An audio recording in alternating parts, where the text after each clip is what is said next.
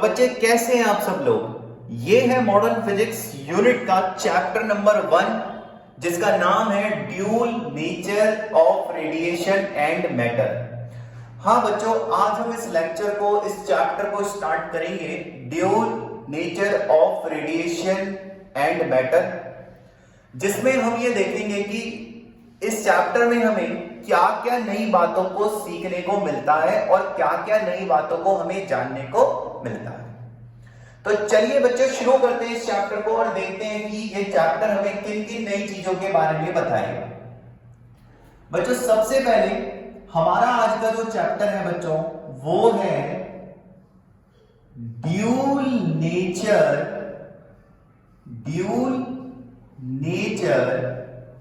Of radiation and matter. जी हां बच्चों, आज हम जिस चैप्टर को शुरू करने जा रहे हैं उसका नाम है dual nature of radiation and matter. तो चलिए बात करते हैं बच्चों इस चैप्टर के बारे में और जानते हैं इस चैप्टर के अंदर के टॉपिक्स के कंटेंट को कि इसमें हमें क्या क्या पढ़ना है और क्या क्या कैसे कैसे इसमें चीजें हमें समझाई जा रही है। तो बच्चों सबसे पहले इस चैप्टर को अगर हम देखें तो इस चैप्टर में लिखा है ड्यूल नेचर। ड्यूल मतलब दो, ड्यूल मतलब दोगला, जो दो बातें करता है। तो ये है ड्यूल नेचर मतलब जो दो बातें करेगा। कौन दो बातें करता है? तो बच्चों जवाब है कि दो बातें करने वाले लोग हैं रेडिएशन एंड मैटर। हाँ बच्चों, रेडिएशन नाम से हमारे दिमाग में आता है वेव, और वेव के नाम पे हमारे दिमाग में क्या आता है? लाइट, क्योंकि लाइट भी एक वेव है बच्चों, है ना, लाइट भी एक वेव है। रेडिएशन का मतलब वेव और लाइट भी एक क्या है? वेव। तो बच्चों हम लोगों ने अभी तक ये चीजें पढ़ी होती हैं, कि जो लाइट है, अगर हम लाइट के बारे में बात करें तो लाइट के पास वेव नेचर होता है बच्चों। कैसा नेचर होता है? वेव नेचर होता है। क्योंकि हम लोगों ने पढ़ा था, जैसे कुछ एक्सपेरिमेंट हम लोगों ने पढ़े हैं, इंटरफेरेंस, डिफ्रैक्शन, इस तरह के कुछ एक्सपेरिमेंट हम लोग पढ़ते हैं। तो वो सब ये शो करते हैं कि लाइट पे कैसा नेचर है? वेव नेचर है। कौन से एक्सपेरिमेंट? जैसे इंटरफेरेंस हो गया, जैसे डिफ्रैक्शन एक्सपेरिमेंट हो गया, ये शो करते हैं कि जो आपकी लाइट है वो वेव नेचर रखती है। लेकिन बच्चों ये चैप्टर हमें सिखाएगा ड्यूल नेचर। तो ये चैप्टर हमें सिखाएगा कि लाइट के पास एक और नेचर होता है जिसे कहेंगे पार्टिकल नेचर। और पार्टिकल नेचर प्रूफ करेंगे हम जिस एक्सपेरिमेंट से, उसका नाम है फोटो इलेक्ट्रिक इफेक्ट।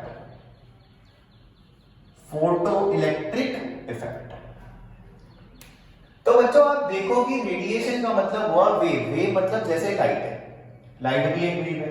तो हम लोगों को इतनी बात पता होती है कि लाइट के पास वेव नेचर है, क्योंकि लाइट कुछ एक्सपेरिमेंट दिखाती है जैसे डिफ्रैक्शन, जिससे ये प्रूफ होता है कि लाइट एक वेव है। तो इस चैप्टर में हम ये पढ़ेंगे कि लाइट के पास पार्टिकल नेचर भी होता है, और इस चीज का प्रूफ करेगा जो एक्सपेरिमेंट, उसका नाम है फोटो इलेक्ट्रिक इफेक्ट।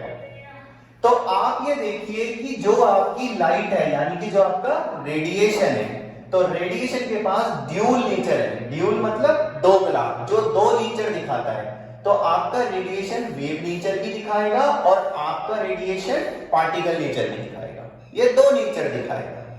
ठीक है बच्चों, बिल्कुल ऐसी बच्चों मैटर के साथ बोला गया इस चैप्टर में। इस चैप्टर में हमें यह भी सिखाया जाता है कि जैसे मैटर है, तो जैसे कि मैटर होता है, मैटर मतलब कोई पदार्थ, कोई पार्टिकल की अगर हम बात करें, तो बच्चों मान लेता हूं कि मैंने एक छोटा सा पार्टिकल ले लिया, लाइक सपोज इलेक्ट्रॉन। छोटा सा पार्टिकल है, छोटा सा मास होता है, छोटा सा पार्टिकल होता है इलेक्ट्रॉन, तो वो भी एक मैटर है। तो मैटर के पास तो बच्चों पार्टिकल नेचर है ही, क्योंकि वो तो छोटा सा है। जैसे मैंने अभी एक इलेक्ट्रॉन लिया, छोटा सा पार्टिकल है वो तो उस पर पार्टिकल नेचर तो है ही।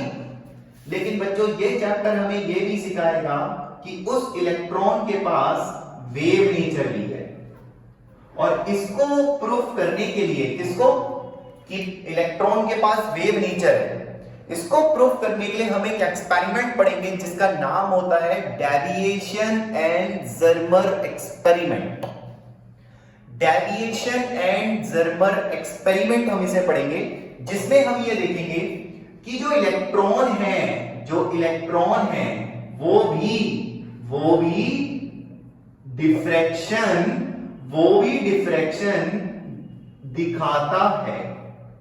डिफ्रैक्शन दिखाता है, कौन, इलेक्ट्रॉन। और जो डिफ्रैक्शन दिखाता है वो मैंने पहले ही बोला था वो वेव नेचर रखता है।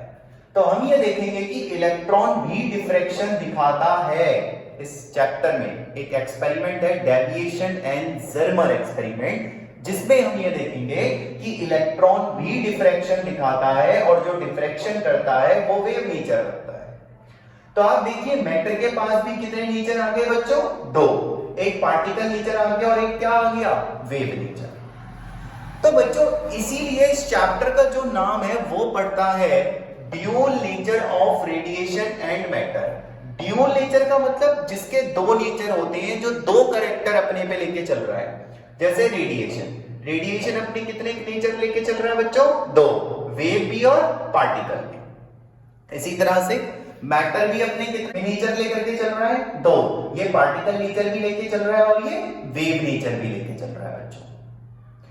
तो इस चैप्टर में हमें ये पढ़ाया जाएगा कि जैसे हमें पहले से पता है कि रेडिएशन वेव नेचर होगा, मैटर पार्टिकल नेचर होगा। तो इस चैप्टर में हमें पढ़ाया जाएगा कि रेडिएशन पार्टिकल नेचर भी रखता है और मैटर वेव नेचर भी रखता है। तो इन दो टॉपिक्स पे हमारा फोकस रहेगा इस चैप्टर के अंदर। क्लियर आप लोगों को बात? तो इतनी बात आप लोगों को क्लियर हो चुकी है कि आज से अगर कोई आपको ये बोले कि क्या लाइट पार्टिकल नेचर भी रखती है, तो जवाब होगा जी हाँ, लाइट पार्टिकल नेचर भी रखती है। हमारे फिजिक्स में कुछ एक्सपेरिमेंट हो भी गए हैं जिसका नाम है फोटो इलेक्ट्रिक इफेक्ट, जिससे ये बात पता लग गई है कि लाइट में पार्टिकल नेचर होता है।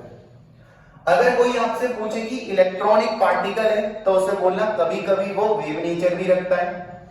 हमारी फिजिक्स में कुछ ऐसे एक्सपेरिमेंट भी हो चुके हैं जो इस बात को भी प्रूव करते हैं कि इलेक्ट्रॉन आपका वेव नेचर भी रखता है बच्चों, जो कि हम इस चैप्टर के अंदर पढ़ेंगे। तो इस चैप्टर के इंट्रोडक्शन में आपने सीख लिया होगा dual nature of radiation and matter. Radiation मतलब ड्यूल मतलब दो, रेडिएशन मतलब लाइट के दो नेचर होंगे, ऐसी मैटर के दो नेचर होंगे, तो ये ड्यूल कैरेक्टर हो गए दोनों के। तो चलिए अब इस चैप्टर की शुरुआत करते हैं और सबसे पहले हम पार्टिकल नेचर को पढ़ना शुरू करते हैं लाइट के, यानी कि सबसे पहले हम फोटो इलेक्ट्रिक इफेक्ट को पढ़ना शुरू करते हैं मेरे प्यारे बच्चों। तो चलिए शुरू करते हैं अपने सबसे पहले टॉपिक को, जिसका नाम है फोटो इलेक्ट्रिक इफेक्ट। क्या नाम है बच्चों अगर हमसे कोई पूछे तो? Photo electric effect. यानी कि ये एक एक्सपेरिमेंट है बच्चों, ये एक इफेक्ट है जो देखा गया एक्सपेरिमेंट के दौरान और तब इन चीजों को बोला गया। तो सबसे फर्स्ट टॉपिक आएगा हमारा फोटो इलेक्ट्रिक इफेक्ट। और इस एक्सपेरिमेंट में हमने किस बात को सीखा था?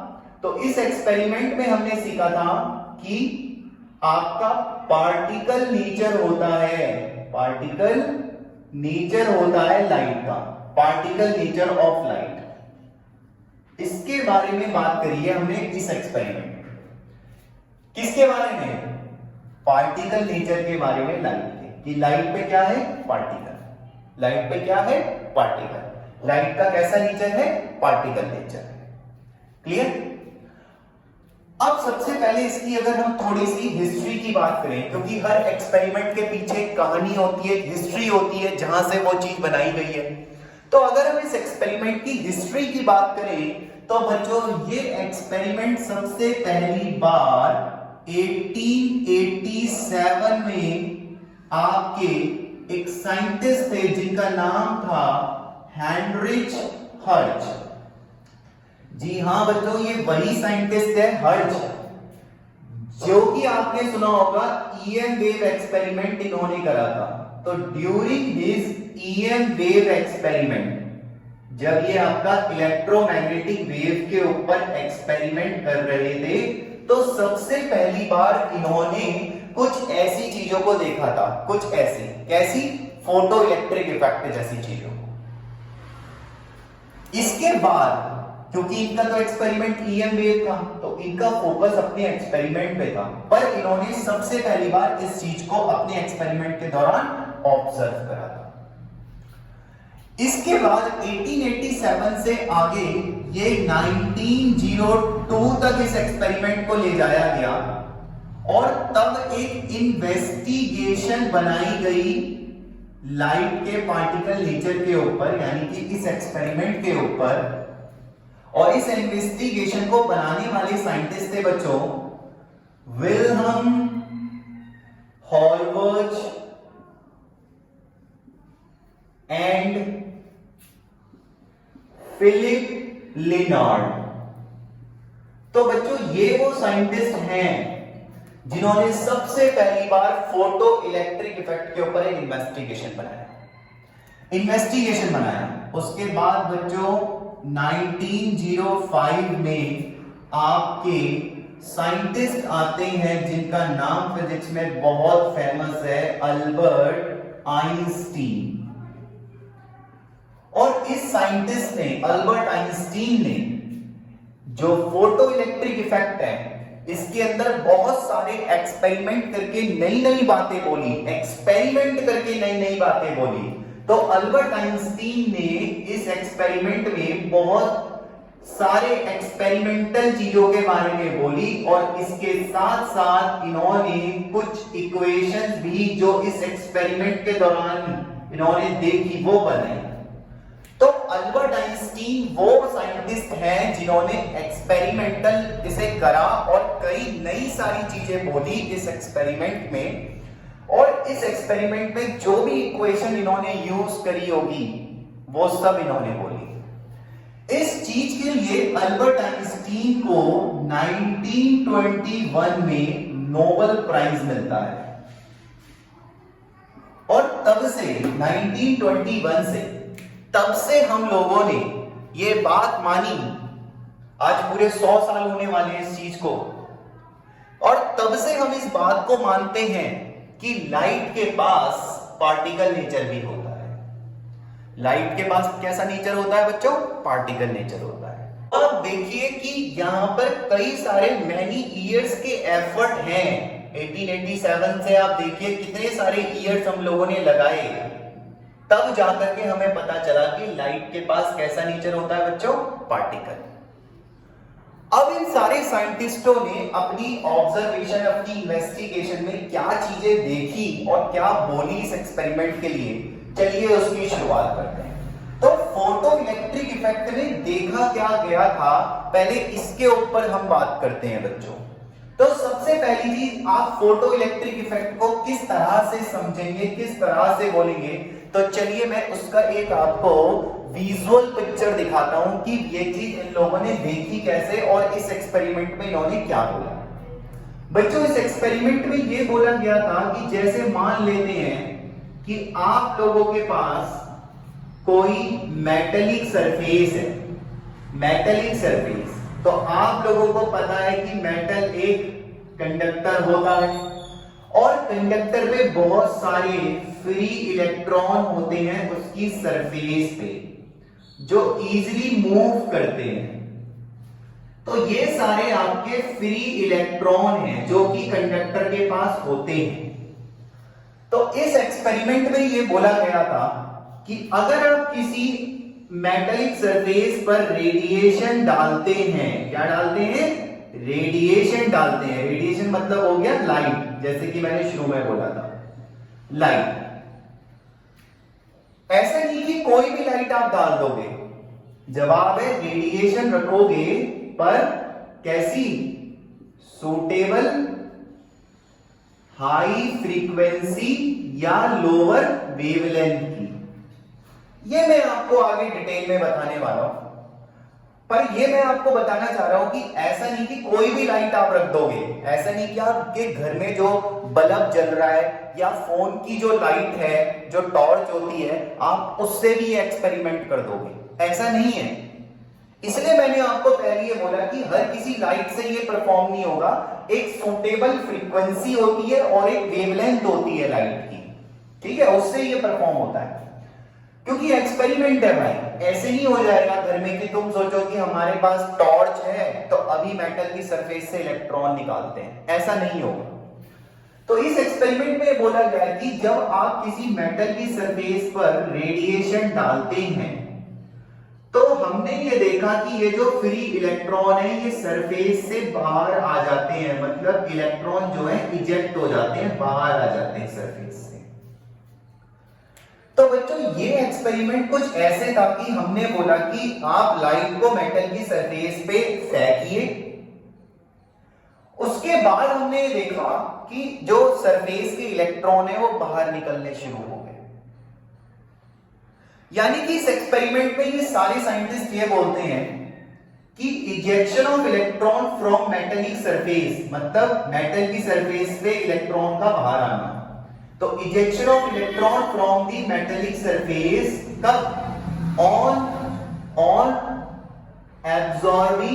On absorbing suitable radiation. जब ये रेडिएशन इस पे गिरेगा तब जाके ये इलेक्ट्रॉन बाहर आ जाएगा।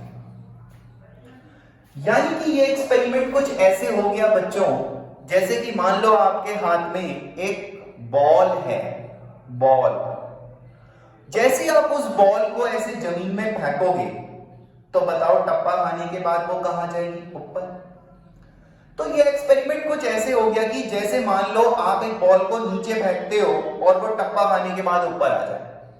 तो जब मैं नीचे फेंक रहा हूं तो मान लो वो रेडिएशन है, और जब वो बॉल ऊपर आ रही है तो सोचो वो इलेक्ट्रॉन है। तो मैंने ऐसे बॉल फेंकी, रेडिएशन फेंका और टप्पा खाने के बाद वो इलेक्ट्रॉन हुआ। तो इसका मतलब है कि जब आप ऐसे रेडिएशन फेंकोगे, ऐसे लाइट फेंकोगे, ऐसे लाइट फेंकोगे, लाइट मतलब उसका पार्टिकल, जिसे आप अभी थोड़ी देर में जानने वाले हो, तो जैसे आप लाइट का पार्टिकल फेंकोगे नीचे, वो एक इलेक्ट्रॉन देगा। तो इस एक्सपेरिमेंट में कुछ ऐसे बोला जा रहा है कि जैसे आप लाइट मेटेलिक सरफेस पे फेंकोगे, बदले में आपको एक इलेक्ट्रॉन बाहर मिलेगा। तो इस बात को जरा नोट डाउन कर लें कि इस एक्सपेरिमेंट में बोला क्या जा रहा है और फोटो इलेक्ट्रिक का डेफिनेशन क्या है। तो बच्चों से कुछ ऐसे बोला जा रहा है कि द इजेक्शन मतलब होता है निकलना, आप देख रहे हैं बाहर आ रहा है। तो the ejection of electron from metallic surface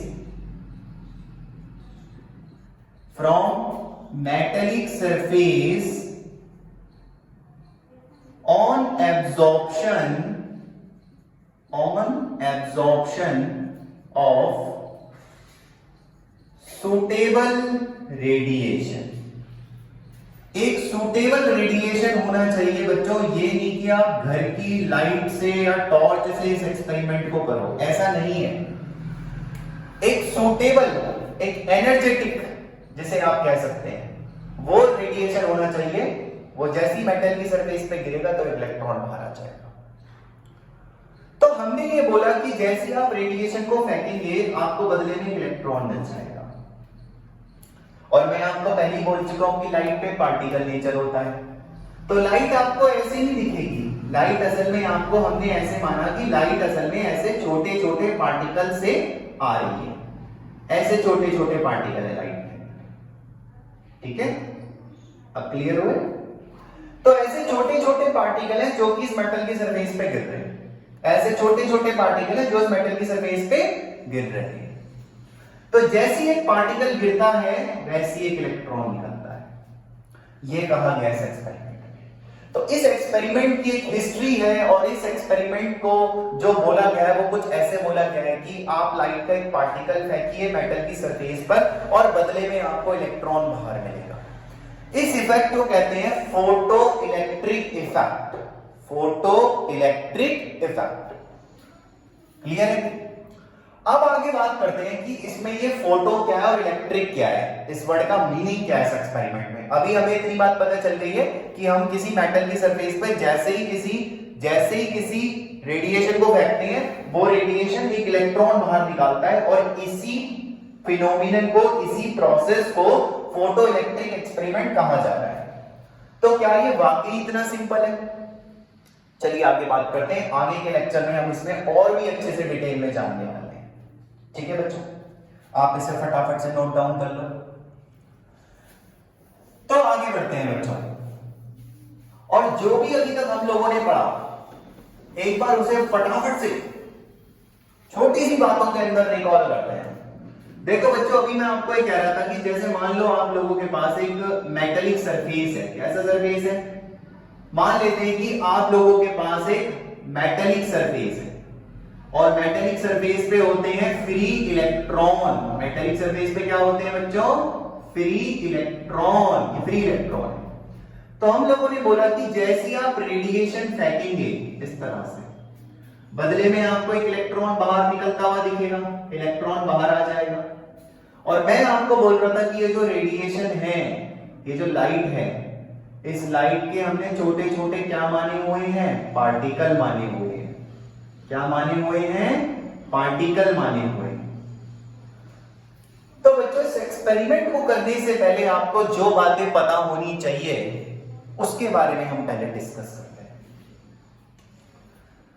बच्चों, ये जो आप लाइट के छोटे छोटे पार्टिकल देख रहे हो, जैसे ये एक पार्टिकल है लाइट का, दिख रहा है ये, ऐसी ये दूसरा, तीसरा, चौथा, पांचवा, छठा, ऐसे बहुत सारे पार्टिकल्स हैं। ऐसे इसमें भी बहुत सारे पार्टिकल। बच्चे, इस पार्टिकल को हम लोग कहते हैं फोटोन। ये लाइट का पार्टिकल है और इसका नाम है फोटोन। तो इस एक्सपेरिमेंट में जो आप नाम पढ़ रहे थे, फोटो इलेक्ट्रिक इफेक्ट, वो फोटो वर्ड जो है, फोटो मतलब लाइट का पार्टिकल, वो यहां से लिया गया है। तो फोटो मतलब फोटोन, फोटोन मतलब लाइट का पार्टिकल। तो सबसे पहले आपको यह जानना जरूरी है कि फोटोन की क्या क्या प्रॉपर्टीज होती हैं। तभी तो आप इस एक्सपेरिमेंट को बहुत अच्छे से समझ पाएंगे, जब आपको हर एक छोटी छोटी चीज बहुत अच्छे से पता होगी। तो चलिए सबसे पहले बात करते हैं फोटोन के ऊपर और देखते हैं कि हमें फोटोन के बारे में कितनी चीजों का पता होना चाहिए, और तब हम इस एक्सपेरिमेंट को और अच्छे से सीखेंगे बच्चों। तो आइए सबसे पहले बात करते हैं फोटोन के ऊपर। सबसे पहले बात करेंगे फोटोन के ऊपर। तो चलिए सबसे पहले लाइट के पार्टिकल के ऊपर बात करते हैं, द फोटोन। फोटोन के ऊपर सबसे पहले बात करते हैं, चलिए, कि फोटोन के बारे में हमें क्या क्या पता होना चाहिए। बच्चों, सबसे पहले तो आपको खुद भी पता है कि ये लाइट का पार्टिकल है। तो आप सबसे पहले बात बोलेंगे कि रेडिएशन, रेडिएशन मतलब light, radiation consist of particle. Radiation के बाद सबसे पहले क्या होते हैं? Particle. Radiation consist of particle called photon. इन्हें हम फोटोन कहते हैं। लाइट के पार्टिकल को फोटोन कहते हैं। फोटोन के और भी कई सारे नाम हैं, जैसे फोटोन को कई बार बच्चों वेव पैकेट्स भी कहा गया है। बच्चों, फोटोन को कई बार एनर्जी पैकेट भी कहा गया है। बच्चों, फोटोन को कई बार क्वांटा भी कहा गया है। तो ये सारे नाम फोटोन के हैं। फोटोन को कई बार वेव पैकेट भी कहा गया है, फोटोन को कई बार एनर्जी का पैकेट भी कहा गया है, क्योंकि इस पे एक एनर्जी होती है। फोटोन को कई बार क्वांटा भी कहा गया है। क्वांटा मतलब होता है जो छोटे छोटे पार्टिकल्स होते हैं। तो ये छोटे छोटे लाइट के पार्टिकल्स को photon, wave packet, energy packet, quanta, ये सब भी बोला गया है, राइट। तो सबसे पहले तो फोटोन के बारे में पता होना चाहिए, लाइट का पार्टिकल है। दूसरा पॉइंट बच्चों, दूसरा आपको क्या पता होना चाहिए? क्योंकि ये लाइट का पार्टिकल है बच्चों, तो जाहिर सी बात है कि ये लाइट की स्पीड से चलेगा, क्योंकि ये पार्टिकल किसका है? ये पार्टिकल लाइट का है। तो जाहिर सी बात है ये लाइट का पार्टिकल है, तो लाइट की स्पीड से चलेगा, क्योंकि उसी का पार्टिकल है। तो आपको ये पता होना चाहिए कि जितने भी फोटोन होते हैं, all photons travel with speed of light.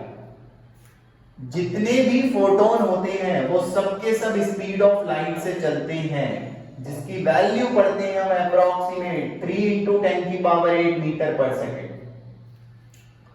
Right.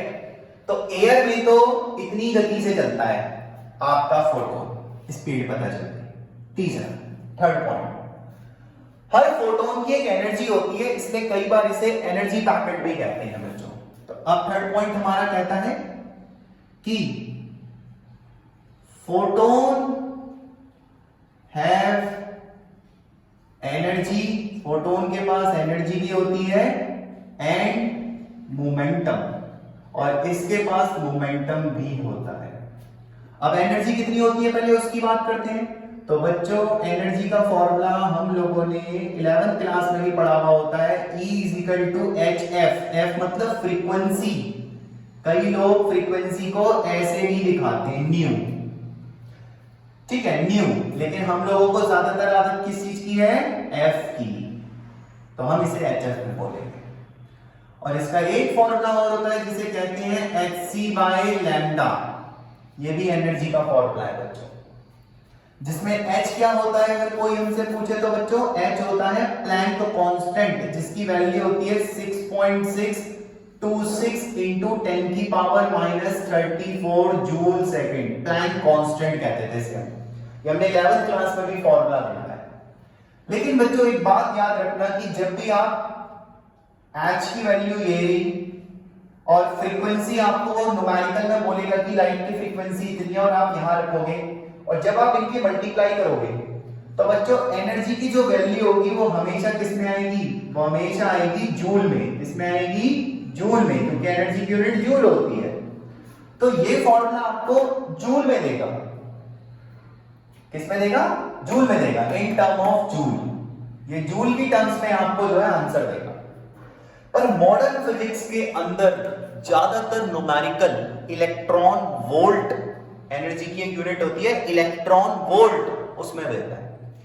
तो हमारे पास किसी भी पेपर में इतना टाइम नहीं होता कि हम जो है कैलकुलेशन बढ़ाएं, हम शॉर्ट कैलकुलेशन में जल्दी से उसे करेंगे।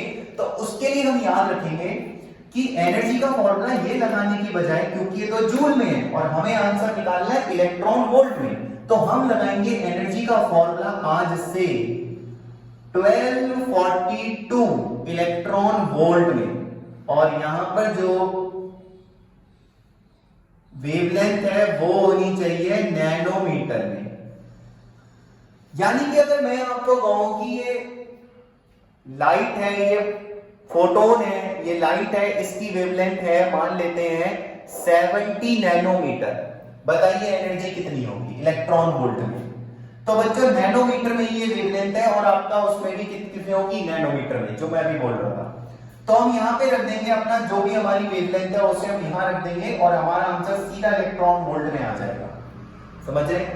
कैलकुलेशन जल्दी करने के लिए इस फॉर्मूले को याद रखेंगे 1242 इलेक्ट्रॉन वोल्ट, तो जल्दी हमारा कैलकुलेशन हो जाएगा इससे, राइट। आगे बढ़ते हैं बच्चों, ये तो एनर्जी की बात है। मोमेंटम की बात करते हैं बच्चों। मोमेंटम का फॉर्मूला होता है, मोमेंटम का फॉर्मूला होता है P = h/λ। अब ये मत पूछेगा कहां से आया, 11th क्लास में डी ब्रॉगली नाम का साइंटिस्ट पढ़ा होगा तो फॉर्मूला याद आ गया होगा, λ = h/p, वहां से आया। तो मोमेंटम का फॉर्मूला होता है h/λ। तो हर फोटोन पे एक मोमेंटम भी है, p से डिनोट करते हैं, हर मोमेंटम पे एनर्जी भी है, E से डिनोट करते हैं बच्चों। आगे बढ़ते हैं अगले पॉइंट की तरफ, डी। जो आप ये फोटोन देख रहे हैं, जो आप ये फोटोन देख रहे हैं, उसके बारे में एक बात और पता होनी चाहिए, वो ये पता होना चाहिए कि it is electrically neutral. Electrically neutral, इसके पास बच्चों कोई चार्ज नहीं होता, एंड और इसके अलावा रेस्ट मास इज 0, और इसका जो रेस्ट मास होता है वो 0 होता है। अब अगर किसी का रेस्ट मास 0 है, मतलब अगर किसी का मास 0 है, रेस्ट मास क्या होता है बच्चों, जैसे मान लो ये पेन है और मैंने इसे अपने हाथ में रखा हुआ है, तो बच्चों ये रुका हुआ है, इस वक्त इसका कुछ मास होगा, लेकिन फोटोन का ऐसी अवस्था में कोई मास नहीं होता, इसे कहते हैं रेस्ट मास। जब कोई पार्टिकल रुका हुआ होता है और उसका आप मास नापते हैं तो वो रेस्ट मास होता है उस वक्त उसका। तो बच्चों इसका रेस्ट मास कितना होता है, 0 होता है। अब अगर किसी का रेस्ट मास ही 0 है तो आप सबको पता है कि ग्रेविटेशन फोर्स का फॉर्मूला होता है F is equal to mg, gravitation force का फॉर्मूला होता है। अब किसी का मास ही जीरो है, मास ही जीरो है, तो भाई मास ही जीरो है तो फोर्स भी जीरो है, तो इसका मतलब इसके ऊपर ग्रेविटेशन फोर्स का कोई फर्क नहीं पड़ता।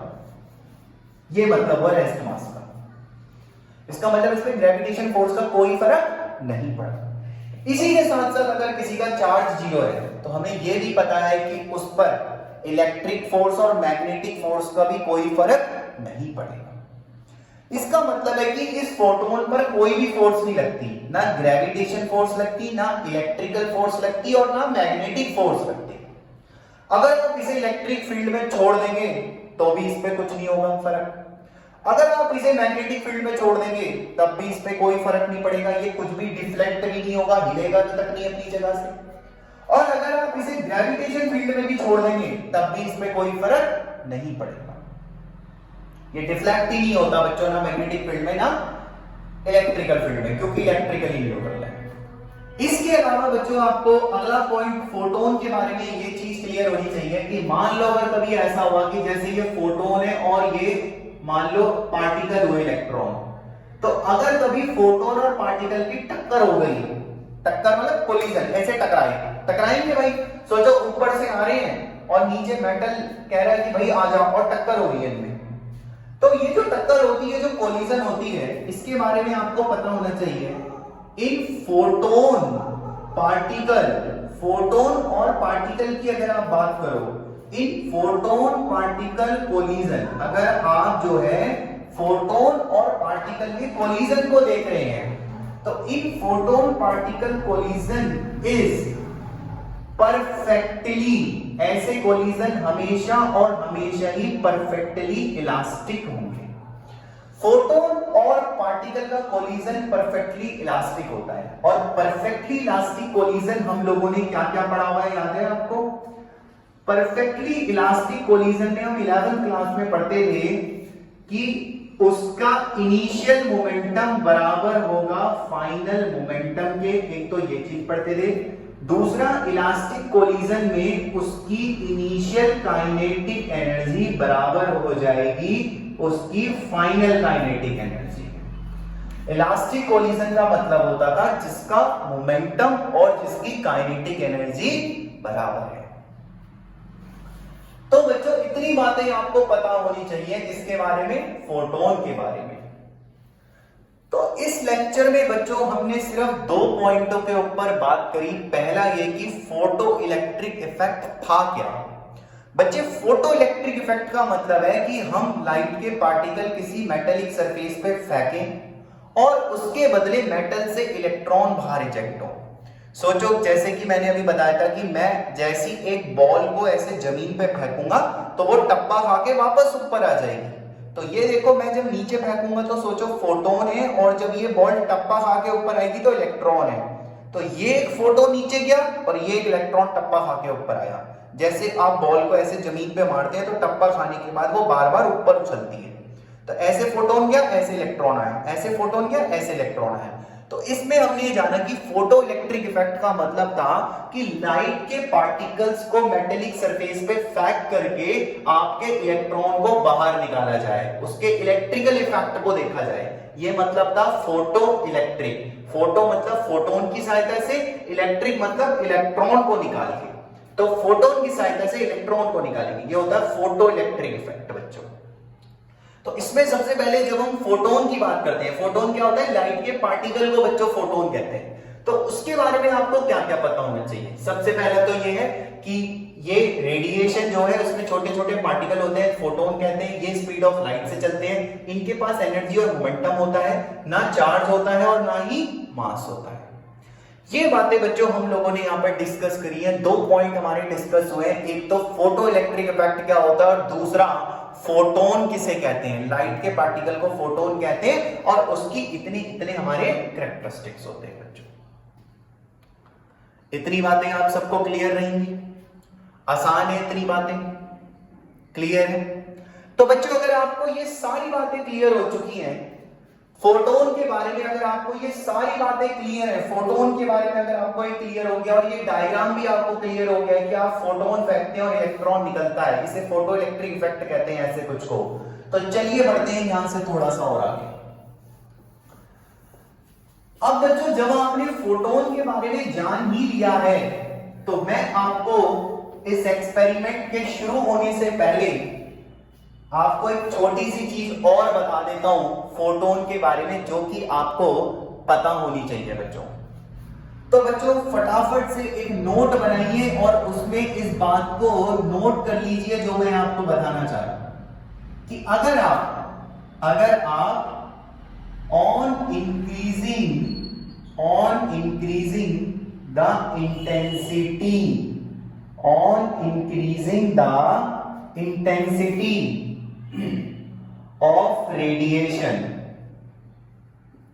रेडिएशन का मतलब अभी मैंने बताया था जैसे कि लाइट इस चैप्टर में, तो अगर आप लाइट की इंटेंसिटी बढ़ाएंगे तो क्या होगा। तो पहले समझते हैं कि ये इंटेंसिटी बढ़ना मतलब क्या है और इसके बढ़ाने से क्या होगा। बच्चों ऐसे सोचो जैसे कि आप लोगों के पास, ऐसे सोचो बच्चों की जैसे कि आप लोगों के पास लैब के अंदर एक बल्ब है, एक क्या है, बल्ब है। जैसे हम लोगों ने तो बच्चों बीटेक में लैब के अंदर सोडियम लैंप से एक्सपेरिमेंट करे थे ये सारे, तो बच्चों हम लोगों ने लैब के अंदर सोडियम लैंप का इस्तेमाल करा था, इसलिए मैं यहां पर सोडियम लैंप ले रहा हूं। हो सकता है आपके स्कूल्स की लैब में आपको प्रैक्टिकल्स में भी सोडियम लैंप का यूज कराया गया हो। तो मान लो आपके पास जो है लाइट का सोर्स है, लाइट का क्या है, सोर्स है, और उससे रेडिएशन निकल रही है, उससे रेडिएशन निकल रही है बच्चों, मान लो ऐसे ये रेडिएशन निकल रही है बच्चों। तो रेडिएशन में छोटे छोटे क्या होते हैं, पार्टिकल्स होते हैं, और इन पार्टिकल्स को क्या कहते थे, फोटोन कहते थे बच्चों। इन पार्टिकल्स को क्या कहते थे हम लोग, इन पार्टिकल्स को कहते थे बच्चों फोटोन्स। तो मान लो कि हमने एक सोर्स लिया लाइट का, ठीक है, सोर्स लिया लाइट का, और इसमें से निकल रहे थे फोटोन। जैसे मान लो 1 2 3 4 5 एग्जांपल लेते हैं कि 5 फोटोन निकल रहे थे। अगर मैं इंटेंसिटी बढ़ा दूं तो मान लेते हैं कि मेरे में पहले एक बल्ब था जिससे 5 फोटोन निकल रहे थे। अब मैंने मान लिया बच्चों कि मेरे पास जो है इंटेंसिटी बढ़ा दी, तो इंटेंसिटी बढ़ा दी तो मान लेते हैं कि मेरे पास एक और सोडियम का बल्ब है, ऐसे एक और सोडियम का ही बल्ब है, ये भी बल्ब है बच्चों, सोडियम का ही बल्ब है, और इससे भी रेडिएशन निकलने लगा बच्चों। इंटेंसिटी बढ़ा दी मैंने, इंटेंसिटी बढ़ा दी, तो मान लीजिए इंटेंसिटी बढ़ाने का मतलब एक और सोर्स ले लिया मैंने, और उससे भी इस तरह से फोटोन निकलने लग गए, उसके अपने फोटोन हो गए क्योंकि रेडिएशन में फोटोन होते हैं। तो बच्चों ये क्या है, आपके फोटोन्स हैं, फोटोन्स। तो इससे ये निकल रहे हैं फोटोन, इससे ये निकल रहे हैं फोटोन। अब इन फोटोन्स की, अब इस फोटोन की और इस वाले फोटोन की, इन फोटोन्स की एक एनर्जी भी होती है, मैंने पढ़ाया था, जिसका फॉर्मूला होता है HF। बच्चों चाहे आप इन फोटोन्स की बात कर लो, चाहे आप इन फोटोन्स की बात कर लो, अगर ये सोडियम लैंप के हैं तो बच्चों इनकी जो फ्रीक्वेंसी होगी और इनकी जो वेवलेंथ होगी वो तो सेम ही होगी, क्योंकि दोनों असल में सोडियम के हैं, सोडियम लैंप के हैं। तो अगर ये दोनों ही सोडियम लैंप के हैं, येलो लाइट के बल्ब है, सोडियम का मतलब येलो लाइट, तो अगर ये दोनों के दोनों सोडियम लैंप के बल्ब है तो उनकी फ्रीक्वेंसी, इनकी वेवलेंथ सेम होगी। तो अगर फ्रीक्वेंसी सेम होगी तो एनर्जी क्या रहेगी इनकी, सेम, एनर्जी इनकी फिक्स रहेगी, कांस्टेंट रहेगी। यानी कि मैं ये कहना चाह रहा हूं कि जब आप इंटेंसिटी बढ़ाते हैं तो देखिए इनके फोटोन बढ़ रहे हैं, पहले 1 से 5 निकल रहे थे, जैसी इंटेंसिटी बढ़ाई 5 और निकले इससे। तो इंटेंसिटी बढ़ाने से संख्या बढ़ रही है फोटोन की, पर एनर्जी तो वही रहेगी दोनों फोटोन्स की, भाई इसकी वैल्यू भी वही रहेगी और इसकी वैल्यू भी वही रहेगी। तो फोटोन की कहीं ना कहीं एनर्जी फिक्स है, पर फोटोन की संख्या बढ़ रही है, अगर आप ध्यान से देखें तो, है ना। तो इसका मतलब ये हुआ कि अगर इस एक्सपेरिमेंट में आप इंटेंसिटी बढ़ाएंगे, तो इंटेंसिटी बढ़ाने का मतलब होगा, अच्छे से दिमाग में रख लेना, इंटेंसिटी बढ़ाने का मतलब होगा कि आप असल में नंबर ऑफ फोटॉन्स बढ़ा रहे हो, आप असल में नंबर ऑफ फोटोन बढ़ा रहे हो, इंक्रीज कर रहे हो। ये अच्छे से आपको दिमाग में रखना है। लेकिन एनर्जी क्या होगी उनकी? फिक्स, कांस्टेंट, वो नहीं बढ़ेगी। तो ये बात भी आपके दिमाग में रहनी चाहिए, कहीं गलती कर दो एक्सपेरिमेंट के दौरान तो ये बात याद रखना, बट एनर्जी ऑफ फोटोन, लेकिन जो एनर्जी ऑफ फोटोन है वो आपकी बिल्कुल भी चेंज नहीं होगी, वो उतनी ही रहेगी जितनी वो पहले थी। वो पहले भी मान लो 10 जूल थी, तो वो आज भी इंटेंसिटी बढ़ाने से 10 ही रहेगी। बस इंटेंसिटी बढ़ाने का मतलब होगा कि आपने फोटॉन्स की संख्या बढ़ा दी। क्लियर है बात? तो इस एक्सपेरिमेंट में एक बात और जो आपको याद रखनी है वो यही रखनी है, सबसे इंपॉर्टेंट यही पॉइंट होता है इंटेंसिटी का। बच्चा यहीं पर गलती कर देता है यार इस एक्सपेरिमेंट में, कहता है इंटेंसिटी बढ़ाने से क्या फर्क पड़ा। बच्चों मैंने बहुत आराम से आपको समझाया कि इंटेंसिटी बढ़ाने का मतलब होगा कि मैं जो है अपने रेडिएशन को बढ़ाऊंगा। अगर मैं अपने रेडिएशन को बढ़ाऊंगा तो इससे मेरे फोटोन बढ़ने की तो जरूर संभावना होगी। तो जब भी मैं इंटेंसिटी बढ़ाऊंगा तो क्या बढ़ेंगे? फोटोन बढ़ेंगे। इंटेंसिटी बढ़ाने से क्या बढ़ेंगे? फोटोन बढ़ेंगे। लेकिन एनर्जी फोटोन की क्या रहेगी? सेम, वो चेंज नहीं होगी। क्लियर है बच्चों इतनी बात आप लोगों को? तो ये था बच्चों आपका dual nature of matter and radiation का लेक्चर नंबर 1, जिसमें हमने 3 बातों को पूरी तरह से फोकस करा। सबसे पहले कि ड्यूल नेचर एंड रेडिएशन में फोटो इलेक्ट्रिक इफेक्ट क्या होता है। तो अब आप मेरे साथ बोलिए, इस लेक्चर में हमने जो 3 बातें सीखी हैं। फोटो इलेक्ट्रिक इफेक्ट क्या होता है? फोटोन का मेटेलिक सरफेस पे आके गिरना और बदले में एक इलेक्ट्रॉन का बाहर निकलना। इस फिनोमिनन को, इस प्रोसेस को फोटो इलेक्ट्रिक इफेक्ट कहते हैं। डेफिनेशन भी लिखवाई मैंने। फिर मैंने आपको सिखाया कि बच्चों लाइट के पार्टिकल को फोटोन कहते हैं, उसके पास अपनी एक एनर्जी है और उसके पास अपना एक मोमेंटम भी है, जो यहां भी यूज हो रही थी, एनर्जी HF होती है। तीसरी बात मैंने आपको यह सिखाई बच्चों की इंटेंसिटी बढ़ाने का मतलब है फोटोन का बढ़ना। दिमाग में रख लो इस बात को, इंटेंसिटी बढ़ाने का मतलब है फोटोन को बढ़ाना, एनर्जी को नहीं। एनर्जी तो उतनी ही रहेगी जितनी थी। तो इंटेंसिटी बढ़ाने का मतलब होगा फोटोन को बढ़ाना। क्लियर? तो इस एक्सपेरिमेंट में अगर कोई आपसे पूछे कि अगर मैं इंटेंसिटी बढ़ाऊं तो क्या एनर्जी भी बढ़ेगी, तो आप क्या जवाब देंगे? नहीं। इंटेंसिटी बढ़ाने से आपके फोटोन की संख्या बढ़ेगी, ना कि आपकी इंटेंसिटी बढ़ेगी। आपको इतनी बात क्लियर हो गई है? इतना आपको सब कुछ क्लियर है? तो इंटेंसिटी का बेसिक फॉर्मूला भी देख लो। इंटेंसिटी का फॉर्मूला जो होता है बच्चों, इंटेंसिटी को I से डिनोट करते हैं, और इंटेंसिटी का जो बेसिक फॉर्मूला होता है वो होता है बच्चों पावर अपॉन में क्या? तो आप बोलेंगे पावर अपॉन में एरिया। इंटेंसिटी होती है पावर अपॉन में एरिया, और पावर को लिखा जाता है एनर्जी अपॉन में टाइम, और ये रहा नीचे आपका एरिया। ठीक है? क्लियर है?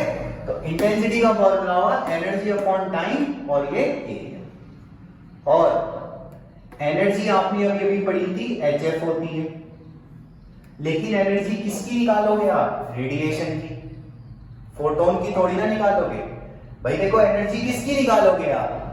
रेडिएशन की, क्योंकि इंटेंसिटी किसकी है? लाइट की। तो लाइट का मतलब हुआ है सारे फोटोन। तो जब सारे फोटोन की एनर्जी लिखोगे तो n से मल्टीप्लाई करेंगे। n is what? n is meaning of number of photon. कितने फोटोन थे इस लाइट के पास? याद रखना इस बात को, गणित कर दोगे वरना कहीं पे हो जाए। मेरे प्यारे बच्चों, n का मतलब होता है नंबर ऑफ फोटोन, क्योंकि इंटेंसिटी आप लाइट की निकाल रहे हो। तो एनर्जी भी पूरी लाइट की लिखोगे फिर इसमें फॉर्मूले में। तो पूरी लाइट के पास कितने नंबर ऑफ फोटोन है वो लिखे जाएंगे।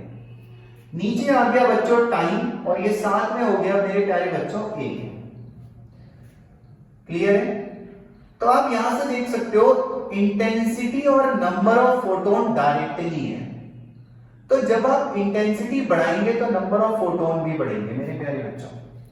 तो इस एक्सपेरिमेंट में ये वाली बात आपको अच्छे से याद रखनी है, क्योंकि वो बहुत बार आपसे बोलेगा कि इंटेंसिटी बढ़ाई। तो इंटेंसिटी बढ़ाने का मतलब है आपने नंबर ऑफ फोटोन्स बढ़ाए, फोटोन आने की जो संख्या है वो बढ़ा, लेकिन उन फोटोन्स की जो एनर्जी है वो आज भी उतनी ही है जितनी पहले थी, वो रहेगी फिक्स।